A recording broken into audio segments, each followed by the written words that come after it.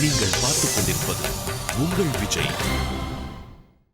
Hi and welcome to time pass with me Vignesh Karthik. பழகமான time பாஸ்ல நிறைய விஷயங்கள்லாம் பேசி டைம் பாஸ் பண்ணுவோம். நீங்க நிறைய விஷயங்கள் இருக்கு, ஷோக்கு போலாம். வைகை புயல் வடிவேலு அவர்கள் நம்ம தமிழ் சினிமாவில் வந்து ஒரு மிக முக்கியமான காமெடியன் அப்படின்னு சொல்லலாம்.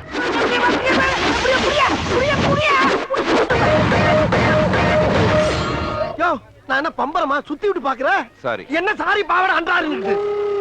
இப்ப யார் மேல மோதிருக்கு தெரியுமா? யார் மேல? என் வெயிட் தெரியாம பேசிக்கிட்டு இருக்கீங்க. இடிச்சோன கிருன்னு சுத்துற இல்ல, அப்பவே தெரிஞ்சது உன் வெயிட் என்ன. இந்த பாரு, நம்ம ரெண்டு பேரும் தான் இருக்கோம். டீசென்ட்டா முடிச்சுக்க. எப்படி? உயிர் மேல ஆசை இருந்தா நான் இடிச்சது தப்புன்னு கால்ல வந்து மன்னிப்பு கேட்டு கண் எமைக்கிறதுக்குள்ள ஓடி. என்னது? என்ன டீசென்ட்டா முடிச்சுக்கிறோங்க, கையை முறுக்குற நீ. கொஞ்ச நாளுக்கு முன்னாடி வந்து நம்ம தமிழ் சினிமா ரசிகர்கள் வந்து அவர் ரொம்ப மிஸ் பண்ணாங்க. ஐயோ அவரோட காமெடி வந்து தியேட்டர்ல பார்க்க முடியலையே அப்படின்னு ரொம்ப ஃபீல் பண்ணாங்க. அந்த மாதிரி ஒரு டைம்ல தான் தெனாலிராமன் அப்படின்ற படம் மூலியமா ரீஎன்ட்ரி ஆனாரு நம்ம வடிவேல் சார். தெனாலிராமன் தெனாலிராமா, இன்று முதல் நீ இந்த அவையின் நவரத்னங்களில் ஒன்று. இந்த படத்துல வந்து அவர் ஒரு தெனாலிராமன் கேரக்டர் வந்து ரொம்ப சூப்பரா நடிச்சிருப்பாருங்க. படத்தை வந்து நம்ம யுவராஜ் வந்து டைரக்ட் பண்ணிருப்பாரு. இந்த படம் வந்து ஃபேமிலி ஆடியன்ஸ் மத்தியில ஒரு டீசென்ட் ஹிட் அப்படின்னு சொல்லலாம்.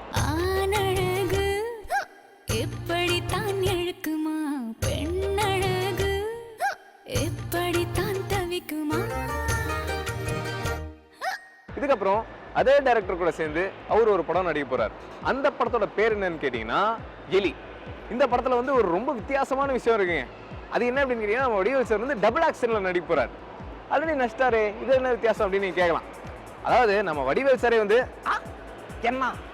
என்ன குறுகுறு பாக்குற, ஓ இதுக்கு பிறகுதான் அழகுல பயங்கரதா, இந்த மாதிரி வந்து அவரே வந்து பல ஸ்லாங் உருவாக்கி இருக்காரு அப்படின்னு சொல்லலாம். ஏ மாமி, நான் தான் ஏற்கனவே குடியிருக்கேன்ல, அப்புறம் இன்னொரு தடவை கொண்டாந்து உள்ள சொல்லுறேன். நீ தான் 3 மாசமா வாடகை கொடுக்கலையோ, அதான் வேற ஒருத்தருக்கு வாடகை விடலான்னு இருக்கேன். இரு உன்னை வச்சுக்கிறேன். நான் 2 பேரை ஏற்கனவே வச்சிருக்கேன். 2 பேரையா? சொல்லவே இல்ல. ரொம்ப முக்கியம். வாடகை கொடுக்கறதுக்கு வக்கு இல்ல, இதெல்லாம் உங்ககிட்ட சொல்லிட்டு இருக்க மாட்டோம். வாடகை 2 பேரா மாமி? இவ்வளவு நாளா இது தெரியாம போச்சே. அவரோட சினிமா கரியர்ல ஃபர்ஸ்ட் டைமா நம்ம வடிவேல் சார் வந்து சென்னை ஸ்லாங்ல பேசி நடிக்க போறாரு. பா, நம்ம வடிவேல் சார் வந்து ஏய் என்ன நல்லா இருக்கியா, கஸ்மாலம் கைது அவள்தான் உனக்கு அப்படின்னு பேசினா எப்படி இருக்கும்? செமையா இருக்கும்ல. பேஸ்புக், ட்விட்டரா, என்ன புது புது பாசியாக இருக்கிறது. இந்த பானைக்குள்ள அந்த யானை போன அப்படியே ஆகட்டும் ஆகட்டும். இந்த படத்தோட டீம்ல இருக்கிறவங்க வந்து இந்த படத்துல ஹீரோயினே கிடையாதுங்க அப்படின்னு ரொம்ப சோகமா சொன்னாங்க. இல்ல நாங்க தெரியாம தான் கேக்குறோம், வடிவேல் சார் இருக்கிற படத்துல எதுக்கு ஹீரோயின்? அவரை பார்த்துக்கிட்டு இருந்தாலே போதுமே, அவர் பேசுறதை கேட்டுக்கிட்டு இருந்தாலே போதுமே. யார் ஸ்பீக்கிங்? இதான உன் ஏரியா? ஆமா. அதான் வந்துட்டேன்ல, பார்த்துட்டு நீ பாட்டுக்கு ஒதுக்கி போற. மணி என்ன? நீயே சொல்லு. இவனு ஈக்குவலா மைண்டம் பண்றானே. மதியம் 3. அதுக்கு 2:59 கண்டதுன்னா என் ஆளு உன்னை பொழந்திருப்பாங்க. ஒரு நிமிஷம் லேட் ஆனால தப்பிச்ச. ஏன் நீ வேணாடி? மத்தியானம் 3ங்கிறது என்னுடைய லஞ்ச் டைம். இந்த நேரத்துல அன்னத்துல கை வைப்பன தவிர யாரு கன்னத்துல கை வைக்கிற பழக்கம் அடி எனக்கு எப்பயுமே கிடையாது. அதுக்காக அந்த அசட்டு தைரியத்தோட என் தெருவுக்கு வந்துடுறான். வந்தா அங்க நான் டயத்தை கீப் பண்ண மாட்டேன், ரொம்ப உக்கிரமா இருப்பேன். சோ எப்படி வந்து 23ஆம் புலிகேசி வந்து நம்ம வடிவேல் சாரோட கரியர்ல வந்து ஒரு மிகப்பெரிய வெற்றி படமா அமைஞ்சதோ, அதே மாதிரி இந்த படம் எலின்ற திரைப்படமும் ஒரு மிகப்பெரிய வெற்றி படமா அமைஞ்சு வடிவேல் சார் வந்து இன்னும் தொடர்ந்து நிறைய படங்களை தமிழ் சினிமாவில் நடிக்கணும் அப்படின்னு விஜய் டிவி சார்பா நாங்க வாழ்த்துக்கள் சொல்லிக்கிறோம். தனக்கு நல்ல வாழ்க்கை கிடைச்சதுக்கு அப்புறம் நம்ம மட்டும் நல்லா இருக்கணும் அப்படின்னு நினைக்கிறது ஒரு ரகம். நாம பட்ட கஷ்டம் மொத்தம் படக்கூடாது, அவனும் நல்லா இருக்கணும்னு நினைக்கிறது ஒரு ரகம். கார்த்திக் சுப்ராஜ் அவர் வந்து 2வது ரகம். டெஃபினட்டாக தன்னை மாதிரி கஷ்டப்படுறவங்க இன்னும் நல்லா வர்றதுக்கு அவர் நல்ல பிளாட்ஃபார்ம் போட்டு கொடுத்துருக்காரு. All the best for stone bench productions. ஒரு புது முயற்சின்னு சொல்லலாம். இது வந்து இந்த ஸ்டோன் பெஞ்சுங்கிற ஒரு கம்பெனி, நான் உட்காந்துருக்கிற இந்த கல் பெஞ்ச், நாங்கள் எல்லோரும் வளரும் காலத்தில் சினிமாவில் ஏதோ ஒன்று சாதிக்கணும்னு நினச்சப்போ இந்த மாதிரி ஒரு கல் பெஞ்சில் உட்காந்து சினிமா பற்றி யோசிச்சிருக்கிறோம். இன்றைக்கி பல பேர் கொஞ்சம் கொஞ்சம் சாதிச்சிருக்கோம். அதில் வந்து சாதிச்சவர்களில் ஒருத்தர் என் நண்பர் கார்த்திக் சுப்ராஜ். பீட்சா, ஜிகர்தண்டா மாதிரி அற்புதமான படங்களை டைரக்ட் பண்ணவர்.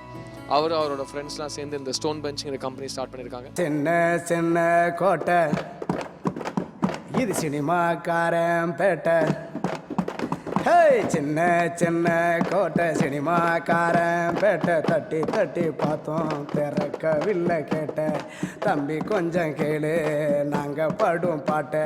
ஒரு ஃபீச்சர் ஃபிலிம் ப்ரொடக்ஷன் ஹவுஸ் கிடையாது இது. It's a technology company. And film இண்டஸ்ட்ரியில் எங்கெல்லாம் வந்து டெக்னாலஜிக்கல் அட்வான்ஸ்மெண்ட்டுக்கும் இன்னோவேஷனுக்கும் ஸ்கோப் இருக்கோ அதெல்லாம் டெவலப் பண்ணி ஒரு கம்பெனி ஸ்டார்ட் பண்ணுன்ற மாதிரி சொல்லி இதை நான் நிறையா பேர்கிட்ட சொல்லி நிறையா பேர்கிட்ட பார்ட்னர்ஷிப் பண்ணி ஸ்டார்ட் பண்ணுறதுக்கு ட்ரை பண்ணிட்டே தான் இருக்கேன். Right from my school time.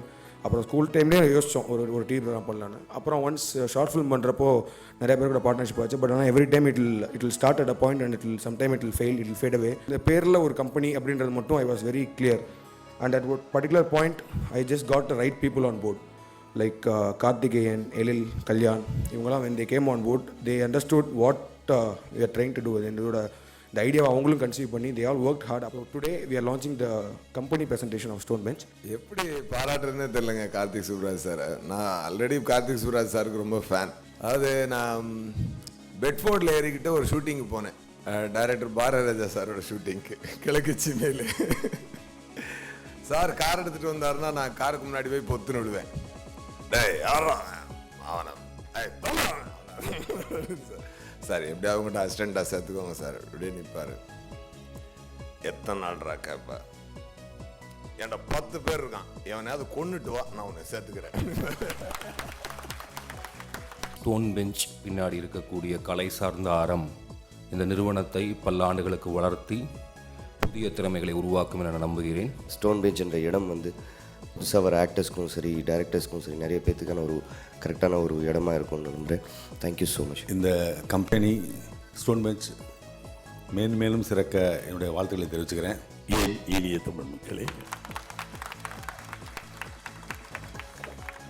சமீப காலமாக திரையுலகிற்கு ஒரு புது வெள்ளமாக அடித்து வந்த பல இயக்குநர்களில் என்னை வைக்க வைத்திருக்கிறார்கள். அதில் அதிகமாக என்னை வியக்க வைத்து கொஞ்சம் திணறது கார்த்திக் சுப்ராஜ். மீட்டா சிரிச்சு பல போட்டா பிடிச்சி அவனை இவனை கெஞ்சி காக்கா பிடிச்சி வாய்ப்பு கேட்டு நின்னா அவன் வார்த்தையாலே கொன்னான். சோறு இல்லாட்டி என்ன நாங்கள் சொந்ததில்லை கண்ணா, நல்ல ஃப்ரெண்ட்ஸு கூட பைக்கில் ட்ரை பண்ணுவோண்டா ஒன்னா.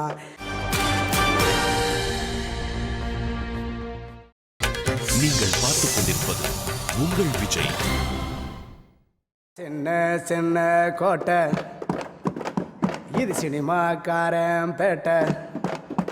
ஹே சின்ன சின்ன கோட்டை சினிமாக்காரன் பேட்டை தட்டி தட்டி பார்த்தோம் திறக்கவில்லை கேட்ட தம்பி கொஞ்சம் கேளு நாங்கள் பாடும் பாட்டை.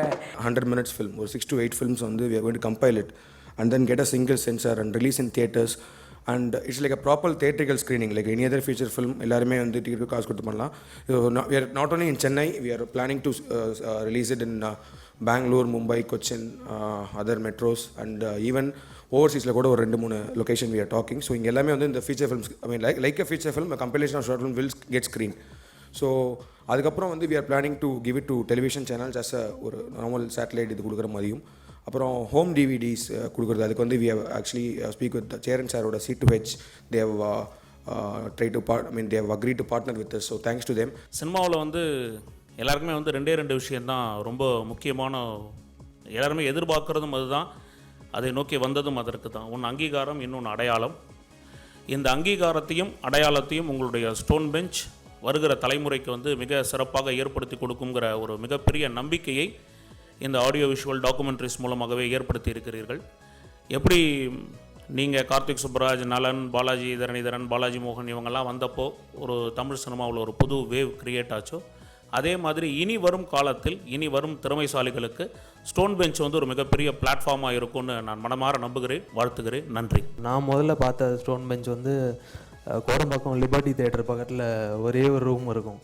அங்கே தான் வந்து அவர், மணிகண்டன், பாபி, விஜய் சேதுபதி, நலன் குமாரசாமி, நேரம் டைரக்டர் எல்லாருமே அது உள்ளே இருந்து தான் அந்த நாளைக்குள்ள அந்த ஷார்ட் ஃபிலிம்ஸ் எல்லாமே வந்து நடக்கும். நானும் கூட போய் அங்கே சந்திச்சிருக்கேன். ஸோ அங்கேருந்து தான் எனக்கு ஃபஸ்ட்டு ஸ்டோன் பெஞ்ச் பார்த்த ஒரு அனுபவம். ஸோ இந்த பெஞ்ச் ஃபிக்ஸ்லேருந்து இன்னும் நிறையா கலைஞர்கள் வந்து தமிழ் சினிமாவுக்கு வரணும் அப்படின்னு நான் வாழ்த்துறேன். சின்ன சின்ன கோட்டை இது சினிமாக்காரன் பேட்டை. 6 மாசம் கழிச்சு வாடான்னு சொல்வாங்க. அப்போ போய் நின்னா அடுத்த வருஷம் வாங்க. அடிச்சு பிடிச்சி சின்ன ரோலை கொடுத்தாங்க. தேட்டர் போய் பார்த்தா அதையும் வெட்டிட்டாங்க. ஸோ இந்த கண்டென்ட் எல்லா இடத்துலையும் போய் எங்கெங்கே ரெவென்யூலாம் ஜென்ரேட் பண்ணுமோ அது எல்லாத்தையும் ஜென்ரேட் பண்ணிவிட்டு we are planning to share it with the filmmakers and the producers of the short films, and let's see. I mean, this is experimental model, but ஆனால் இந்த மாடல் ஒர்க் அவுட் ஆச்சு அப்படின்னா the content as short film as a content by itself, அது ஒரு parallel cinema content-ஆக அது ஒரு filmmakers-உம் அந்த content-உம் I think it will live long. So hopefully it works out. And then இப்போ first screening, I mean the first theatrical screening of that film வந்து we have named the film as Bench Talkies. அதை வந்து every month, or we are planning for every month. So every month வந்து இந்த bench டாக்கீஸ்ன்ற பேரில் வந்து படங்கள் release ஆகும். அதில் ஒரு கம்பைலேஷன் ஆஃப் 68 ஷார்ட் ஃபிலிம்ஸ் இருக்கும். ஸோ ஒவ்வொரு ஸ்க்ரீனிங், அதாவது ஃபஸ்ட்டு ஸ்க்ரீனாக போகிற படத்துக்கு வந்து ஃபஸ்ட் பெஞ்ச் அப்படின்னு பேர் வச்சுருக்கோம். ஸோ நெக்ஸ்ட்டு வந்து second bench, third bench. So கண்டிப்பாக இந்த பெஞ்ச் டாக்கீஸ்க்கு வந்து லாஸ்ட் பெஞ்ச் கிடையாது அப்படின்னு நம்புகிறேன். So I think it keeps going on. நான் வந்து கார்த்திக் சுப்பராஜுக்கு முன்னாடியே ஷார்ட் ஃபிலிம் எடுத்தேன், 4 இயக்குனருக்கு முன்னாடியே. ஆனால் என்னென்னா எனக்கு என் ஷார்ட் ஃபிலிமை நான் எங்கே போட்டு காமிக்கிறது, அப்போ யூடியூப்லாம் பெருசாக வரல. அப்போ நான் யார்கிட்ட காமிக்கிறது அப்படின்னு என்னென்னா, என்கிட்ட யாராவது மாட்டினாலே நான் எப்படியாவது ப்ராக்கெட் போட்டு என் ஷார்ட் ஃபிலிமை போட்டு காமிச்சிடுவேன். என்னால் என்னென்னா, நான் எடுத்துட்டேன் ஒரு 2 ஷார்ட் ஃபிலிம், ஆனால் அதை பார்க்குறதுக்கு ஆள் இல்லை. என்னென்னா, ஆனால் இப்போ ஸ்டோரியில் பார்த்தீங்கன்னா ஷார்ட் ஸ்டோரிக்கும் மார்க்கெட் இருக்குது, நாவலுக்கும் மார்க்கெட் இருக்குது, ரெண்டுத்தையுமே படிக்கலாம் நம்ம. ஆனால் ஃபிலிமில் மட்டும்தான் அப்படி இல்லை. ஃபீச்சர் ஃபிலிமுக்கு இருக்கிற மார்க்கெட் அளவுக்கு ஷார்ட் ஃபிலிமுக்கு இல்லை. அது இப்போ கார்த்திக் சுப்பராஜால் தீரும்னு நினைக்கிறேன். சான்ஸ் கேட்டு திரிகிறவங்களுக்கு இன்னொன்று நான் சொல்ல ஆசைப்பட்றேன். இந்த பட்னி கிடந்து கோடம்பாக்கத்தை பிரிட்ஜை நான் 100 தடவை கிராஸ் பண்ணேன், 2 வருஷமாக கிராஸ் பண்ணிட்டு இருக்கேன், 3 வருஷமாக கிராஸ் பண்ணிட்டு இருக்கேன் அப்படின்னு மட்டும் சொல்லாதீங்க. நீ கஷ்டப்படுறதுன்றது தேவையில்லை. இன்னைக்கு காற்றுக்கெல்லாம் வேலி, கடலுக்கு என்ன வானம். இன்னைக்கு எல்லாரும் சொல்றாங்க ஆடியோ மார்க்கெட் விழுந்து போச்சு அப்படின்னு. சரி, ஒன்று சொல்லட்டுமா, ஆடியோ மார்க்கெட் சூப்பராக இருக்கு. ஃபிலிம் மார்க்கெட்டு தான் இன்னும் சரியாகலை. ஏன்னா இப்போ இன்றைக்கி வந்து ஒரு ரஜினி சார் படம் ரிலீஸ் ஆகுது அப்படின்னா, என் படத்தை நான் அங்கே கொண்டு போனாலும், இல்லை ஒரு புது படத்தை அங்கே கொண்டு போனாலும் அங்கே தியேட்டர் கிடையாது. அதை நான் குறை சொல்லவில்லை. ஏன்னா அவங்க அத்தனை வருஷம் போராடி அவர் போட்டு வச்ச பிளாட்ஃபார்ம் அது. அந்த பிளாட்ஃபார்முக்குள்ளே உடனே வந்து நான் எப்படி புகுற முடியும்? முடியாது. உடனே ஒரு புது ஆள் எப்படி வந்து புகுற முடியும்? முடியாது. தியேட்டருக்காரங்க அப்படி தான் கொடுப்பாங்க. அவங்களுக்கு அதுதான் கரெக்டு. அவங்கள நம்ம தப்பு சொல்கிறதும் தப்பு. நான் 100 ஃபோனை நான் மெமரியில் வச்சுருக்கிறேன் நம்பரை. உன்னை யாரா இப்போ மெமரி வைக்க சொன்னேன்? அதுதான் ஃபோன் இருக்குல்ல, நீ அந்த எனர்ஜி இன்னொன்றில் போடு அப்படின்னு இன்னைக்கு சயின்ஸ் அந்த அளவுக்கு வளர்ந்துருச்சு. ஸோ உலகம், சினிமா என்றைக்குமே அடுத்தடுத்த கட்டத்தை ஏறி போய்கிட்டு தான் இருக்குது. பிளாக் அண்ட் ஒயிட்லேருந்து ஸ்டேஜில் இருந்து இன்னைக்கு சினிமா வந்து ஒரு ஃபியூச்சரிஸ்டுக்காக போகுது. சொந்த காசில் படம் எடுக்க எனக்கும் ஆசைதாங்க. ஏன் அப்பன் பாட்டேன் சொத்து எல்லாம் சேர்த்து வைக்கலேங்க. திறமை எல்லாம் இப்போ இங்கே யாரு பார்க்குறாங்க? திரும்பி பார்க்க ஆள் இல்லாம தெருவில் நிற்கிறோங்க. சின்ன சின்ன கோட்டை, இது சினிமாக்காரன் பேட்டை. ஸோ இதில் வந்து ஃபர்ஸ்ட் பெஞ்சில் வந்து we have 6 short films and அதெல்லாம் கம்பைல் பண்ணி releasing. So I will just read out the names of that short film makers who have been coming for this. இதில் ஒரு 6 படங்கள் இருக்குது. ஒன்று is lost paradise by Anil Krish, and Madhu அப்படின்ற ஒரு short film by Rathnakumar, and Nallathor Veenai by Mounish, and Agavili by Gopakumar, and புலு short film by Charukesh Sekar, and நீர்னு நான் எடுத்த ஒரு ஷார்ட் ஃபில்ம். ஸ்டோன் பெஞ்ச் நிச்சயமாக ரொம்ப ஏன்னா எனக்கு இந்த பிஸ்னஸ் மைண்டு இன்னும் வரைக்கும் கிடையாது. நான் அன்றைக்கி சொன்னேன், எப்படி அந்த வயசில் இவ்வளோ தெளிவாக இருக்கீங்க. ஏன்னா படம் டைரக்ட் பண்ணிட்டேன், காசு கிடையாது. 2வது படத்துக்கு சும்மா ஒரு இதை கொடுத்து அனுப்பிச்சிட்டாங்க. ஒரு சின்ன காரை ஒரு 10 பாதி இன்ஸ்டால்மெண்ட் நீ கட்டிக்க எல்லாம். 3வது படம் பிரமாமல் இந்த 2 நல்லா ஓடி போச்சு. 3வது படத்துக்கு சரி என்ன சம்பளம் பேசுது.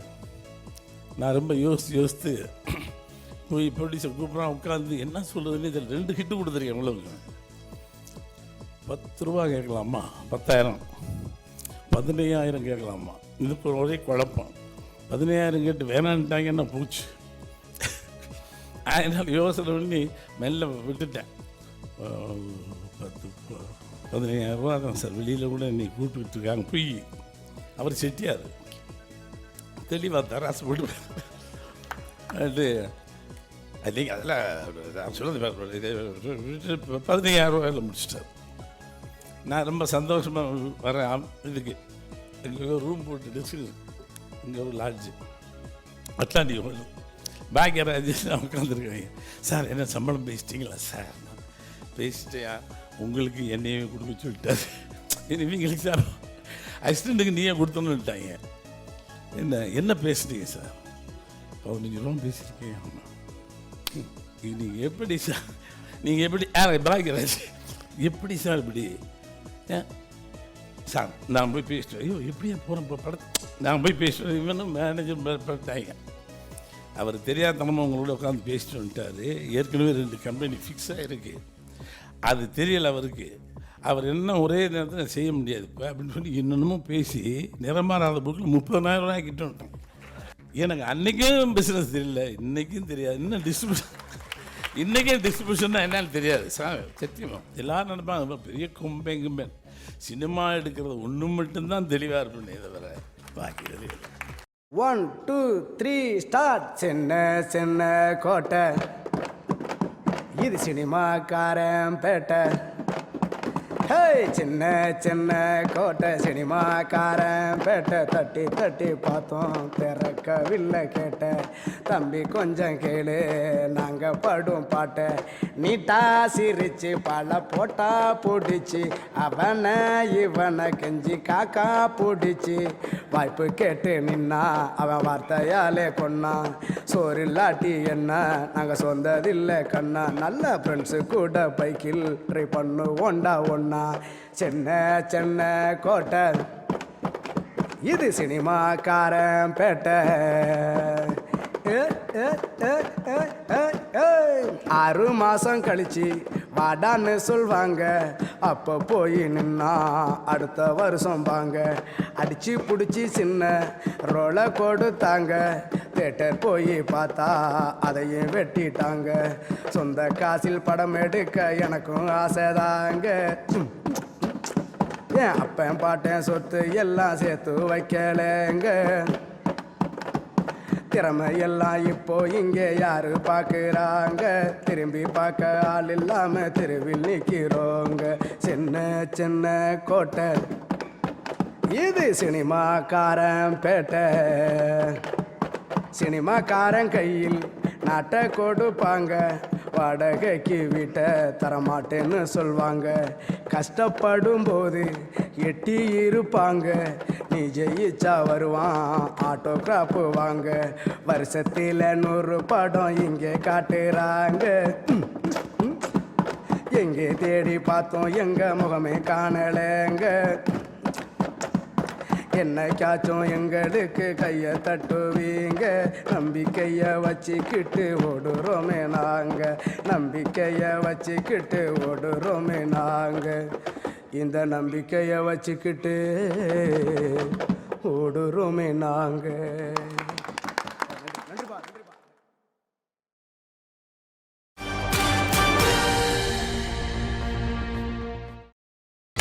நீங்கள் பார்த்துக் கொண்டிருப்பது உங்கள் விஜய்.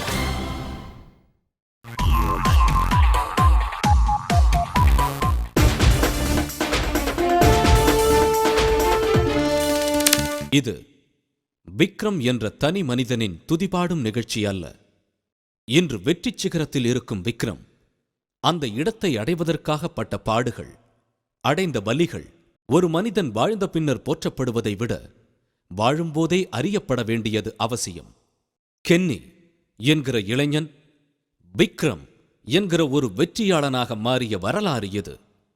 இதில் இளைஞர்கள் கற்றுக்கொள்ள ஏராளம் இருக்கிறது.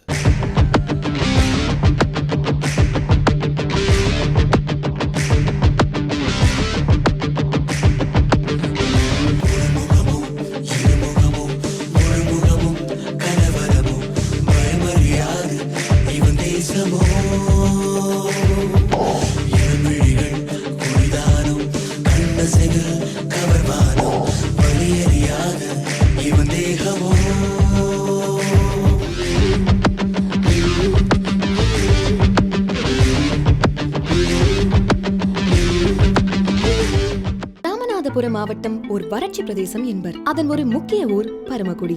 அவ்வூரின் வினோத் ராஜுக்கு சினிமாவின் மீது தீராத காதல் ஏற்பட்டது. வினோத் ராஜ் சினிமாவில் நடிகராக வேண்டும் என்று ஆசைப்பட்டுக் கொண்டிருக்கும் போதே அவருக்கு ராஜேஸ்வரி என்பவருடன் திருமணம் நடக்கிறது. அவர்கள் இருவருக்கும் முதல் வாரிசாக ஒரு ஆண் குழந்தையும் பிறக்கிறது. அந்த குழந்தைக்கு கென்னி வினோத் ராஜ் என பெயர் சூட்டுகின்றார்கள். கென்னிக்கு தரமான கல்வியை தர விரும்பிய அவரது பெற்றோர் ஏற்காடு மான்ஃபோர்ட் பள்ளியில் சேர்த்தனர். மான்ஃபோர்ட் பள்ளி சூழ்நிலை கென்னிக்கு ஒரு புதிய உலகத்தை அறிமுகப்படுத்துகிறது. அவரது அம்மா அவரை விட்டு சென்றவுடன் சூழ்நிலையை கவனிக்கிறார். அதை அப்படியே ஏற்றும் கொள்கிறார். என் ஃபேமிலியில் கென்னி தான் மூத்த மகன். அப்புறம் இன்னொரு சன்னு அரவிந்த், அனிதா டாட்டர், 3 பேர் தான். அவனுக்கு ஒரு எஜுகேஷன் வைஸ் எங்களுக்கு இருந்த கனவு அவனுக்கு ஒரு நல்ல எஜுகேஷன் கொடுக்கணுங்கிறதுனால வி ஹேட் அபவுட் ஏற்காடு. அதனால் ஏற்காடு மான்ஃபோர்டில் அவனை சேர்த்தோம். நாங்கள் இறக்கிட்டு வந்துட்டோம். பாதி வழி வரும்போது தான் மலையில் எனக்கு கொஞ்சம் ரொம்ப ஒரு மாதிரி டிஸ்டர்ப்டாக இருந்தது. திரும்பி போய் பார்த்தா அவன் அப்படியே கிரவுண்டில் ஹி வாஸ் ஸ்டாண்டிங் தேர். மற்றவங்களாம் விளையாண்டுக்கிட்டு இருந்தாங்க. எல்லோரும் என்னை இறங்கி போகக்கூடாதுன்னு தடுத்தாங்க. இருந்தாலும் நான் இறங்கி போனேன். அப்போ கூட அவன் அழலை. அதில் அவனுக்கு ஒரு டிஸ்டர்ப்டாகவே தெரியல. After 2 days we received a letter from him. அவன் கையெழுத்தில் ஒரு பென்சிலில் அழகாக நான் ஐ லைக் திஸ் பிளேஸ், இங்கே பட்டர்ஃப்ளை இருக்குது, பாண்ட் இருக்குது, அப்படி இப்படி டாக் இருக்குது அப்படின்னு அந்த சரௌண்டிங்ஸை டிஸ்கிரைப் பண்ணி அனுப்பிச்சிருந்தான். மான்ஃபோர்ட் பள்ளியிலும் கென்னி துருதுருப்பான குறும்புக்காரராகவே வளர்கிறார். விக்ரம் நடிகனாகணும்னு முதல்ல நான் நினைக்கவே இல்லை. என்னோட அகடமிக் கேரியரை ரொம்ப ஹை சொசைட்டியில் பண்ணதான். மான்ஃபோர்ட் ஸ்கூலில் போய் படிக்க வச்சேன் ஏற்காடில். அதுமாதிரி இங்கே ரயலாவில் பண்ணான். அப்புறம் MBA பண்ணான். இது எல்லாமே அவனுக்கு பேக்ரவுண்டு இது பண்ண இந்த சினிமா தவிர எப்படி போகணுமோ அப்படி தான் கொண்டு போகணும்னு நினச்சேன். ஆனால் அது என்ன சூழ்நிலையே திரும்பி அப்படியே சடனாக மாறிடுச்சு. அது லிண்டாஸில் பணிபுரியும் போதே சில விளம்பரங்களில் தலை காட்டுகிறார். திரிலோக் சாரதா என்பவரின் ஒரு நிமிட குறும்படத்தில் தான் ஒரு நடிகனாக அவரின் முதல் தொடக்கம் அமைகிறது. இந்த நேரத்தில் நண்பரின் வீட்டில் நடக்கும் நிகழ்ச்சியில் கல்லூரி மாணவி ஷைலாவின் அறிமுகம் கிடைக்கிறது. கென்னிக்கு முதல் பட வாய்ப்பு வருகிறது. என் காதல் கண்மணி என்கிற அந்த படம் தாமதமாக கென்னியின் நடிகனாக வேண்டும் என்கின்ற ஆர்வம் அதிகமாகிறது. அந்த நேரத்தில் கென்னிக்கு டைரக்டர் ஸ்ரீதரின் படத்தில் நடிக்க வாய்ப்பு வருகிறது. தந்துவிட்டேன் என்னை என்ற அந்த படமே கென்னியின் முதல் படமாகிறது. கென்னி ஸ்ரீதரின் அறிமுகமாக நடிகர் விக்ரமாகிறார். இயக்குனர் பாலுமகேந்திராவின் ராமன் அப்துல்லா படத்தில் நடிக்க வாய்ப்பு வருகிறது. எதிர்பாராத காரணத்தினால் நடிக்க இயலாமல் போக, ஆனாலும் பாலுமகேந்திராவின் குழுவில் இருந்த இயக்குனர் பாலாவின் அறிமுகம் கிடைக்கிறது. சேது தமிழ் சினிமாவின் ஒரு